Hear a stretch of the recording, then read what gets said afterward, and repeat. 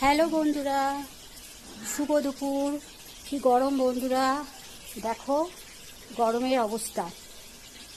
বাড়িতে আছি, পুরো ঘেমে চান করে যাচ্ছি আর কি। এখন রান্না করছি, একটা নতুন রেসিপি করছি।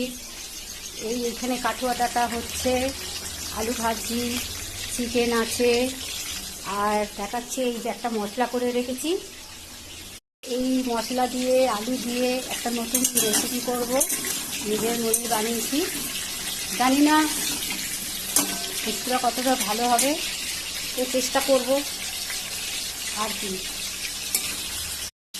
তো বন্ধুরা, এখনও মতন আমি রান্না করি, পরে আসবো, পরে ভিডিও পোস্ট করব।